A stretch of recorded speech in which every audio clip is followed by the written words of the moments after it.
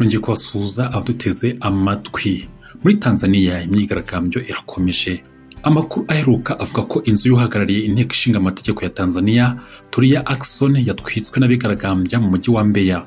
Ibi bikaba biri kuba mu gihe mu gihugu hari imyigaragambyo ikomeye ivuga ko amatora aherutse yabaye kuwa gatatu tariki 29 Ukwakira 2025 yabayemo uburiganya. Iyi nzu ya Dr. Tulia Ackson ikaba yatwiciwe ahitwa Mbeya, ahangaha akaba ariho uyu mudepite akomoka.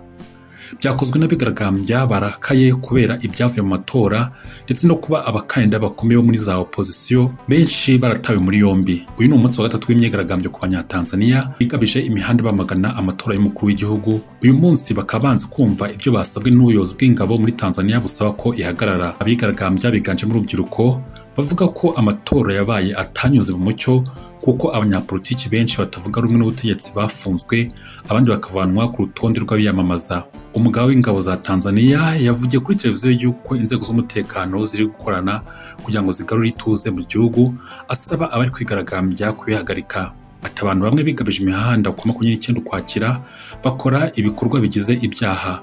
Abo ni abanyabyaha kandi ibikorwa bigize ibyaha bigomba guhagarara. Imyigaragambyo yarushijeho gukara ubwo komisiyo y'amatora yatangazaga ko Samia Suluhu Hassan yagize amajwi 95% mu gace ka Mbeya. Abigaragambya banze kumva ibyo igisirikare cyabasabye bakomeza imyigaragambyo mu mijyi itandukanye mu gihugu. Kuri ubu muri Tanzania internet yakuyeho n'ibitangazamakuru bitandukanye ntibikora, bituma bidashoboka kumenya ibibera muri iki gihugu. Nubwo imyigaragambyo iri kuba bitewe no kuba internet yarakuweho, biragoye kumenya uko ibintu byifashe, ariko amakuru amwe namwe agenda amenyekana. Ubuyobozi bwa Tanzania bukaba bwasabye abaturage gukorera mu rugo. Niko byagenze kuwa kane mu mujyi wa Dar es Salaam ukorerwamo n'abarenga miliyoni 7. Kuwa kane byavugwaga ko hari abantu 4 bari bamaze kugwa muri imyigaragambyo, mu gihe ku rundi ruhande hari abavuga ko abapfuye barenga 10.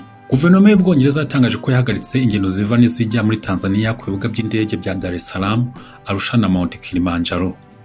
Ambasade ya Amerika muri Tanzania yaburiye abaturage bayo basaba guhagarika ingendo zo mu muhanda. Ngayo nguko rero ngibyo ibigezweho muri Tanzania, aho mu by'ukuri ibintu bitifashe neza kugeza muri aka kanya, tukaba dutegereje kureba amaherezo yabyo. Ndabashimiye mwakoze kudutega amatwi. Nicano ibigezweho updates duhuri makuru yacu ataha.